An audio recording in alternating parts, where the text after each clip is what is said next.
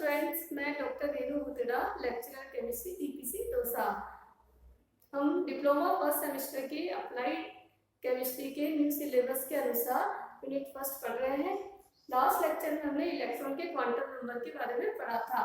आज हम ऑफ्बो नियम व इलेक्ट्रॉनिक विन्यास के बारे में पढ़ने जा रहे हैं। परमाणु में बहुत सारे इलेक्ट्रॉन होते हैं।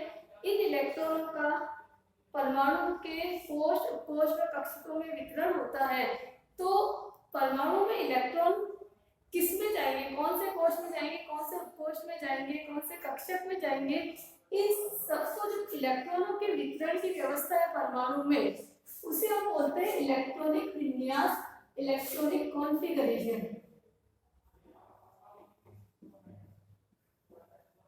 इलेक्ट्रॉनिक कॉन्फ़िगरेशन परमाणु में इलेक्ट्रॉनों की विभिन्न कोशों, उपकोशों व कक्षकों में जो वितरण की व्यवस्था होती है उसे इलेक्ट्रॉनिक विन्यास कहा जाता है। अब कल हमने पढ़ा था परमाणु में जो कक्षक होते हैं, जैसे कोश, उपकोश, उस हिसाब से कि 1 में 1s हो सकता है, 2s हो सकता है, 2 में 2p हो सकता है, 3s, 3p, 3d। अब अपने पास ये समस्या आती है कि हम इसमें इलेक्ट्रॉन किस प्रकार भरें, किसमें पहले इलेक्ट्रॉन भरा जाए और किसमें बाद में इलेक्ट्रॉन भरा जाए। ये हम मन से नहीं कर सकते। इसके लिए परमाणु में इलेक्ट्रॉनों को कैसे भरा जाए, इसके लिए जो नियम काम में आता है वह ऑफ्बो नियम। ऑफ्बो नियम, ऑफ्बो रूल।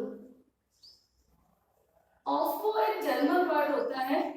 ऑफ्बो एक जर्मन वर्ड होता है जिसका जो मीनिंग होता है वो होता है बनाना। तो इसका मतलब यहाँ पे ये होगा, ऑफ्बो रूल को हम बोल सकते हैं कि इलेक्ट्रॉनिक विन्यास को बनाने में जो नियम काम में लिया जाता है उसे ऑफ्बो नियम कहा जाता है। इलेक्ट्रॉनिक विन्यास बनाने में जो नियम काम में लिया जाता है उसे ऑफ्बो नियम कहा जाता है। इस नियम के अनुसार, सबसे सिंपल सा रूल है, इस नियम के अनुसार इलेक्ट्रॉन सबसे पहले निम्न ऊर्जा स्तर के कक्षकों में भरा जाता है। जब भी कोई इलेक्ट्रॉन आएगा तो वो सबसे पहले उस कक्षक में जाएगा जिसकी ऊर्जा सबसे कम हो। तो ऑफ्बो नियम सिंपल से एक लाइन है कि इस नियम के अनुसार जो भी इलेक्ट्रॉन है वो सबसे पहले निम्न ऊर्जा स्तर के कक्षकों में जाता है।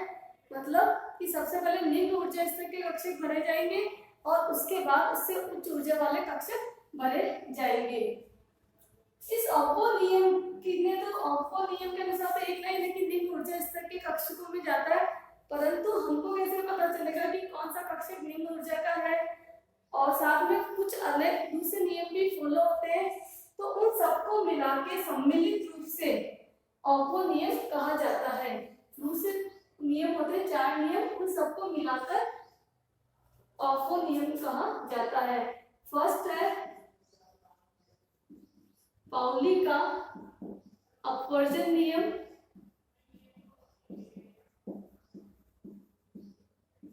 Pauli's exclusion principle.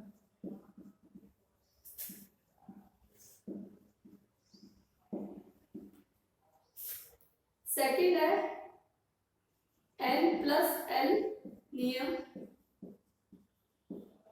थर्ड है वुंड का अधिकतम बहुलता का नियम।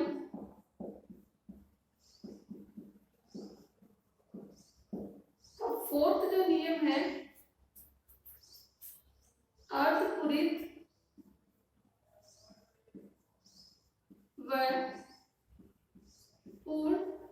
पूरित कक्षकों का स्थायित्व।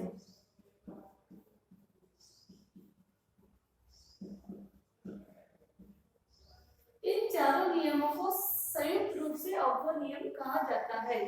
सबसे फर्स्ट हम लेते हैं पाउली का अपवर्जन नियम, पाउली एक्सक्लूजन प्रिंसिपल। पाउली ने ये बताया था, इन सारे नियमों को यूज करते हुए बाद में इलेक्ट्रॉनिक विन्यास लिखेंगे। तो पहले हम ये नियम पढ़ रहे हैं। पाउली ने ये बताया था कि किसी एक परमाणु में किन्हीं भी दो इलेक्ट्रॉनों की चारों क्वांटम संख्याएं समान नहीं हो सकती है। कि जैसे एक परमाणु है और उस एक परमाणु में कोई भी दो इलेक्ट्रॉन है, उनकी चारों क्वांटम संख्याएं समान नहीं हो सकती है। इसको हम ऐसे देख सकते हैं, जैसे हम एक कोई भी जैसे हाइड्रोजन लिया, हाइड्रोजन में क्योंकि एक ही इलेक्ट्रॉन है, थोड़ा सा हम इलेक्ट्रॉनिक कॉन्फ़िगरेशन में देखें, सबसे पहले 1s है, सबसे कम ऊर्जा का 1s होता है, जिससे इलेक्ट्रॉन सबसे पहले उसमें जाता है। तो यदि इलेक्ट्रॉनिक कॉन्फ़िगरेशन कैसे लिखा जाता है, 1s लिख के सबसे पहले s में दो इलेक्ट्रॉन भरे जा सकते हैं, तो 1s में 1, ठीक है। इसके लिए हम चारों क्वांटम संख्या की वैल्यू निकाल के बताएंगे। NLMS मुख्य क्वांटम संख्या, दिंगशी चुंबकीय स्पिन। n की वैल्यू इसमें है 1, l की वैल्यू क्योंकि s है तो s के लिए l की वैल्यू 0 होती है, n की वैल्यू 0 ही होगी और s की वैल्यू +½ होगी। यदि इसी के अंदर हमको दो इलेक्ट्रॉन भरने हैं यदि, तो 1s2 दो इलेक्ट्रॉन ऐसे भरेंगे क्योंकि s में दो गए।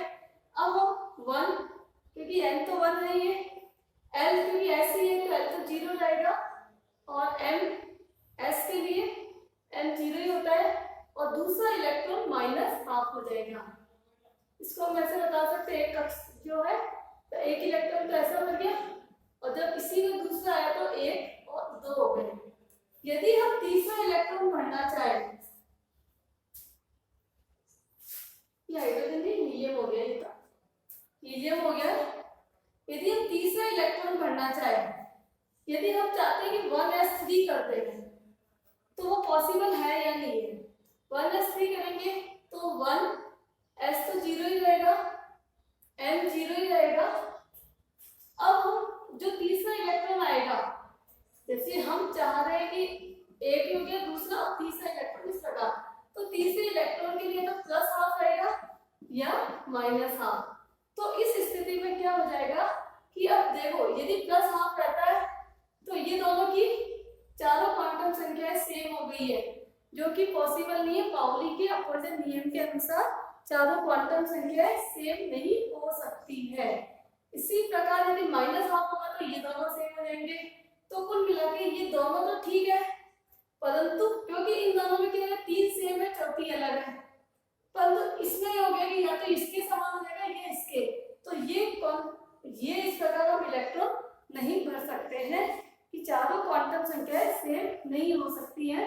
तो ये अपना गलत हो गया है और इसीलिए अब ये देखो कि किसी भी एक कक्षक में कितने इलेक्ट्रॉन आ सकते हैं, एक आ सकता है, दूसरा ऑपोजिट स्पिन का आ सकता है, पर तीसरा इलेक्ट्रॉन नहीं आ सकता है क्योंकि तीसरा इलेक्ट्रॉन आते सेम हो गया। तो इसीलिए पाउली के अपवर्जन नियम से ये रिजल्ट निकलता है, किसी एक कक्षक में दो इलेक्ट्रॉन ही आ सकते हैं, एक +½ का और एक -½ का, तीसरा इलेक्ट्रॉन नहीं आ सकता है। तो ये हुआ पाउली का अपवर्जन नियम। सेकंड है N+L नियम। N+L, L यहाँ पे क्या है, मुख्य क्वांटम संख्या की वैल्यू, किसी भी उपकोष की मुख्य क्वांटम संख्या की वैल्यू, और L है यहाँ पे दिंगशी क्वांटम संख्या की वैल्यू। इस नियम के अनुसार उपकोषों की ऊर्जा का निर्धारण किया जाता है। उपकोषों की ऊर्जा का निर्धारण किया जाता है। इस नियम के आधार पर हम ये बता सकते हैं कौन से उपकोष की ऊर्जा कम है या किससे कम है। रिलेटिव एनर्जी हम बता सकते हैं कि किसकी ऊर्जा कम होगी, किसकी ज्यादा होगी।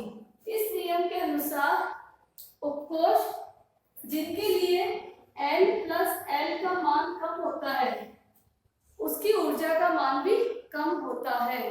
उपकोष जिनके लिए N+L का मान कम होता है, उसकी ऊर्जा का मान भी कम होता है। साथ ही यदि किन्हीं दो कोश के लिए n+l की वैल्यू सेम हो जाती है तो हम जिसके लिए n का मान कम होता है उसकी ऊर्जा कम होती है।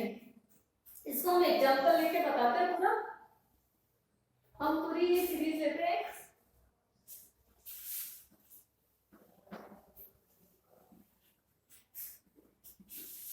One S, 2s, 2p, 3s, 3p, 3d, 4s, 4p, 4d, 4f। हम ये बताएंगे कि इसकी ऊर्जा का क्रम कैसे निकालते हैं। सबके लिए पहले n और l की वैल्यू याद करते हैं। n की वैल्यू तो ये होती है जो इसके आगे लिखी हुई होती है, तो 1 2 2 3 3 3 4 4 4 4। l की वैल्यू कैसे निकालते हैं कल बताइए। यदि s उपकोश होता है तो l की वैल्यू 0, यदि p होता है तो 1, d होता है तो 2 और f होता है तो 3।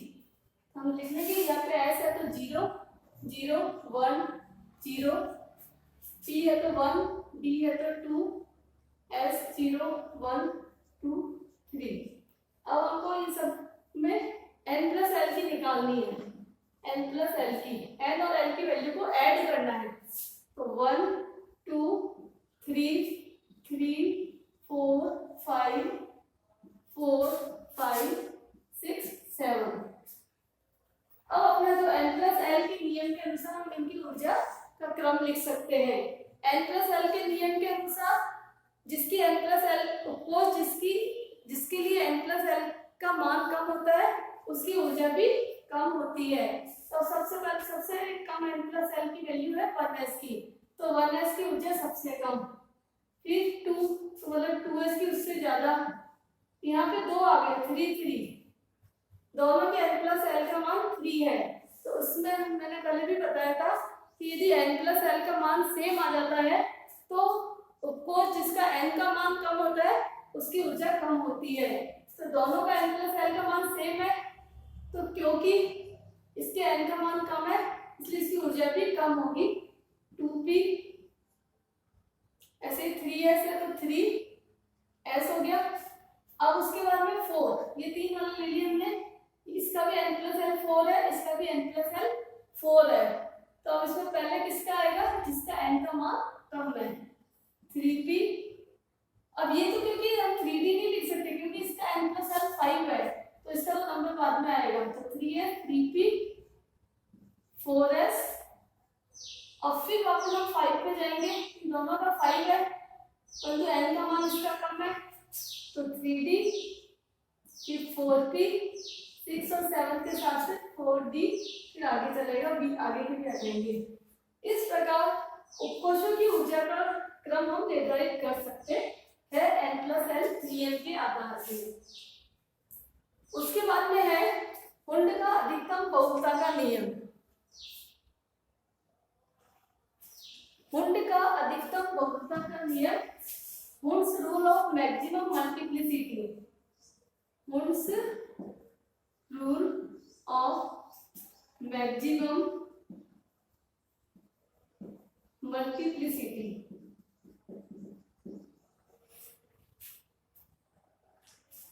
इस नियम के आधार पे जब भी परमाणु में इलेक्ट्रॉन भरे जाते हैं तो समान ऊर्जा के कक्षकों में जैसे हमने इस नियम का पूरा स्टेटमेंट है, जब किसी परमाणु में इलेक्ट्रॉन भरे जाते हैं तो समान ऊर्जा के कक्षकों में पहले एक एक इलेक्ट्रॉन भरा जाता है, उसके बाद में उसका युग्मन किया जाता है। जैसे यदि हमको देखो S जो उपकोश होता है ना, कल बताया था, यदि S उपकोश है उसमें कक्षकों की संख्या कितनी होती है, कक्षकों की संख्या S वाले में एक ही कक्षक होता है जिसको हम एक बॉक्स बना के बता सकते हैं। P वाले में 3 कक्षक होते हैं, P उपकोश में 3 कक्षक होते हैं, कल बताया था Px Py Pz, और 3 कक्षक होते हैं तो हम इसको बॉक्स में बनाते हैं तो इस प्रकार बताते हैं। B में 5 कक्षक होते हैं इस प्रकार बताते हैं 1 2 3 4 5 और F में 7 कक्षक होते हैं और उसको बॉक्स डायग्राम में ऐसे बताते हैं। अब यह है कि हुंड का रूल ये कहता है कि यदि समान ऊर्जा के कक्षकों में इलेक्ट्रॉन भरना है तो सब में पहले एक एक इलेक्ट्रॉन भरा जाएगा, उसके बाद उनमें पेयरिंग स्टार्ट होगी। अब जैसे है हमको S में तो 2 इलेक्ट्रॉन भरे जा सकते हैं, 2 भरने हैं तो पहला इलेक्ट्रॉन प्लस आपका होगा, दूसरा माइनस आपका। अब यदि हमको P कक्षक, P उपकोष है, अब P उपकोष में 3 कक्षक है और तीनों समान ऊर्जा के हैं।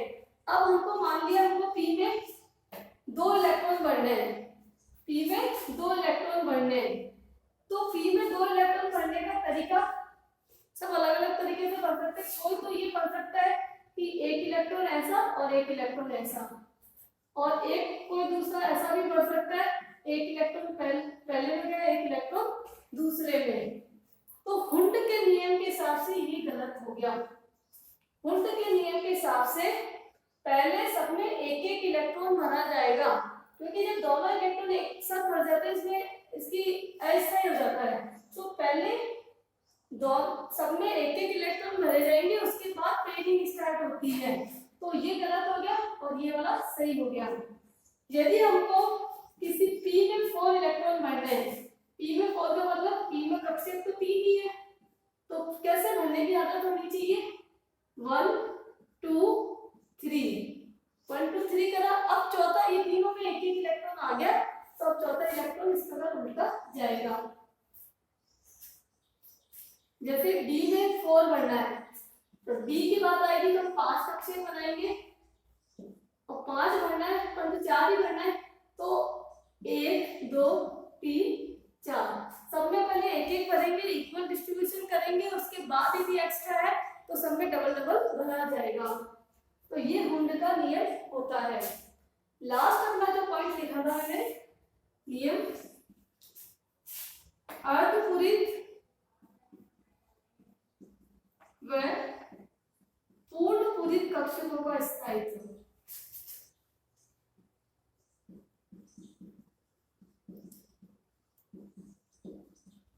इस नियम के अनुसार जनरली तो हम ये वाला ऑर्डर फॉलो करते हैं इलेक्ट्रॉन भरते वक्त,